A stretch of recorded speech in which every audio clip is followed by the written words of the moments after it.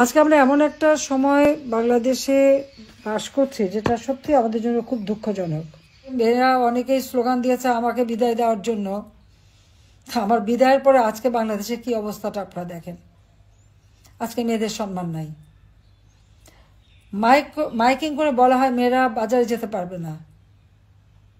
মেয়েরা কিভাবে কাপড় চোপড় পরবে সেটাও যেন একটা নির্দেশনা দিয়ে দেওয়া হয় এবং মেয়েদেরকে ঘর থেকে যেন বের হতে না পারি। আর অনবরত এখন তো ধর্ষণ জন্য একটা মহা উৎসবে পরিণত হয়েছে।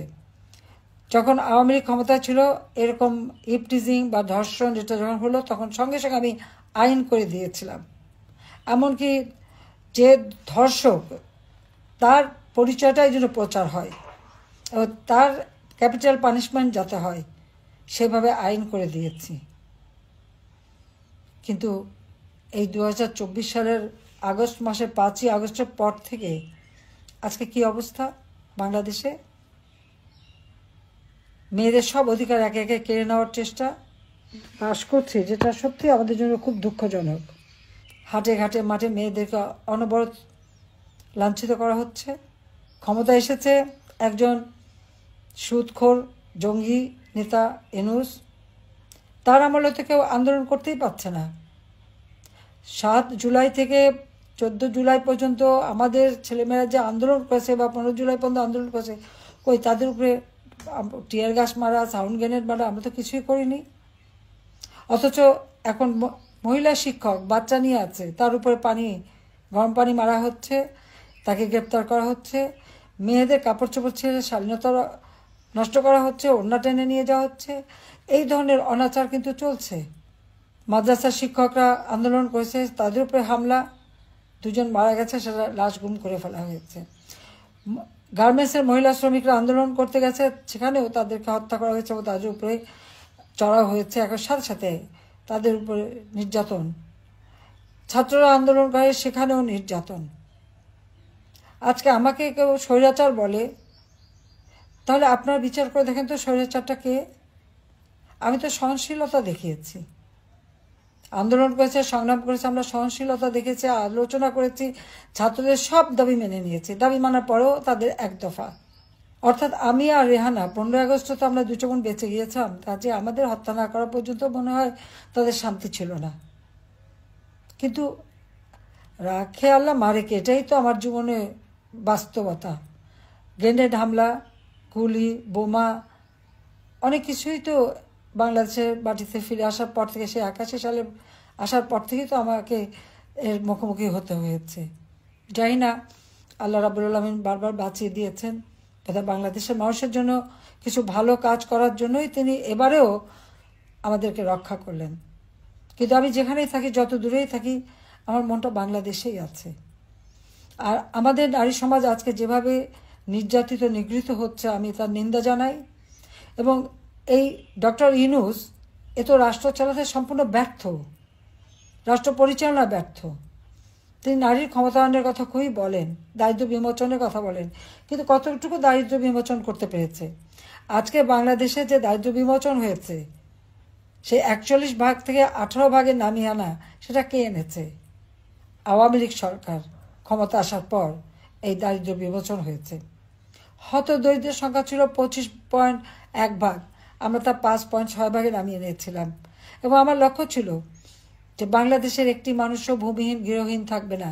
আমি যে আশ্রয়ণ প্রকল্পে ঘর বাড়ি তৈরি করে দিচ্ছি, সে 96 সাল থেকেই পর্যন্ত যাদের দিচ্ছি, সব জায়গায় আপনারা দেখবেন নারী পুরুষের ওই ঘরে 2 কাঠা করে জমি এবং ঘর, সেখানে কিন্তু নারী পুরুষের সমান অধিকার দিয়ে দিয়েছি।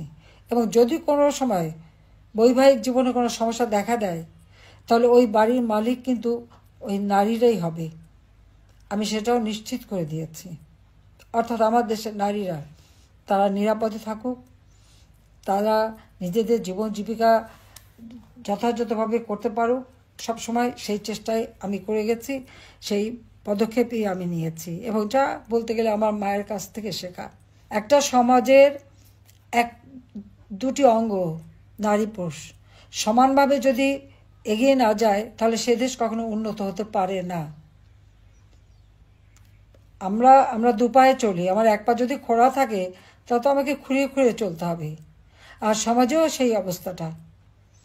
কাজে সেদিকে লক্ষ্য রেখেই শিক্ষা দীক্ষা কর্মক্ষেত্রে সব জায়গায় যেন আমাদের নারীদের সমানভাবে তারা এগিয়ে যেতে পারে, তাদের সেই স্বাধীনতা যেন থাকে, সে ব্যবস্থাটাই আমরা করেছি।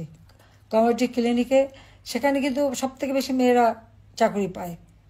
এখন দেখলাম তাদের বেতন ভাতা সব বন্ধ করে দিয়েছে। কেন বন্ধ করবে? যেখান থেকে সাধারণ, বিশেষ করে মেয়েরাই তো বেশি লাভবান, তাদের তো আর কারো মুখাপেক্ষি হয়ে থাকতে নয়, হেঁটে যেয়ে তারা চিকিৎসা নিতে পারে। সেই সুযোগটাও এরা এই ইউনিট সরকার এসে বন্ধ করে দিতে চাচ্ছে। যে কাজটাই করি সেটাই ধ্বংস করতে হবে, দেশটাকেই ধ্বংসের দিকে নিয়ে যাচ্ছে। কাজে আমি আমার বন্ধুদের বলবো এই নারী দিবসের সকলের কণ্ঠ সোচ্চার করতে, যে আপনারা সোচ্চার হন এবং রুখে দাঁড়ান। এই অন্যায় অবিচারের হাত থেকে দেশকে মুক্ত করতে হবে, যা থেকে মুক্ত করতে হবে। যে লোকটা শুধু ক্ষুদ্র ঋণ দিয়ে মোটা অঙ্কের সুদ খেতে জানে, মেয়েরা কাজ করবে আর সেই টাকাটা সে সুদ হিসেবে কেড়ে নেবে, আর সেই সুদের টাকা দিয়ে তার বিলাসিতা, দেশে বিদেশে সম্পদ, পৃথিবীতে এমন কোনো দেশ নাই যেখানে তার সম্পদ না আছে। আর শুধু দেশে তার সম্পদ অগাধ সম্পদ, আর দরিদ্রই থেকে যায়। আর এদের কাজটা কি? এরা দারিদ্র্যকে লালন পালন করে, কারণ দারিদ্র্য না থাকলে তাদের ক্ষুদ্র ঋণের ব্যবসা চলবে না, মোটা অঙ্কের সুদ খেতে পারবে না। আর আমার প্রচেষ্টা ছিল আমার দেশের মানুষ এবং মা বোনেরা মুখাপেক্ষি হবে না, নিজেরা কাজ করবে, নিজেরা উপার্জন করবে, নিজের জীবন মান উন্নত করবে, এবং সেভাবে কিন্তু দেশটা উন্নত আমরা করেছিলাম। বাংলাদেশ বিশ্বে একটা উন্নয়নের রোল মডেল হিসেবেই কিন্তু প্রতিষ্ঠিত হয়েছিল। আজকে সমস্ত অর্জনগুলি একে একে ধ্বংস করে দিচ্ছে। বাংলাদেশ এখন ধ্বংসের কিনারে। যত সন্ত্রাসী, তাদেরকে জেলখানা থেকে মুক্ত করা হয়েছে। আর আমাদের আওয়ামী লীগ নেতাকর্মী, সাংবাদিক, সংখ্যালঘু সম্প্রদায়, ডাক্তার, কেউ বাদ যাচ্ছে না, পেশাজীবী, তাদেরকে গ্রেপ্তার করে বন্দি, হত্যা করে, একদিকে হত্যা করছে, একদিকে মামলা দিচ্ছে, একদিকে বন্দি করছে। এমনকি আমাদের নারী সাংবাদিক, তারাও তো রেহাই পাচ্ছে না, তাদেরকেও গ্রেপ্তার করা, তাদের বিরুদ্ধে মামলা। চাকরি ক্ষেত্রে যেখানেই আমাদের সরকারি বা স্বায়ত্তশাসিত প্রত্যেক প্রতিষ্ঠান থেকে, এবং পুলিশ বাহিনী, এমনকি সেনাবাহিনীর অবসরপ্রাপ্ত অফিসার হোক আর যে হোক, প্রত্যেকে চরমভাবে অপমান করা হচ্ছে। তাদের বিরুদ্ধে মামলা দেওয়া হচ্ছে, মিথ্যা মামলা, তাদের কারো পাসপোর্ট বাতিল করা হচ্ছে, নানাভাবে মানুষকে হয়রানি করছে। এভাবে যদি সব ক্ষেত্রে হয়রানি করে, তাহলে একটা রাষ্ট্র পরিচালনা করবে কিভাবে? শুধু নিজেরা বসে বসে ক্ষমতার ভাগরুটি খেলেই চলবে? এক একজনের তো ইতিমধ্যে আঙুর ফুলে কলা গাছ হয়ে গেছে। কাজে এই অবস্থায় একটা দেশ চলতে পারে না।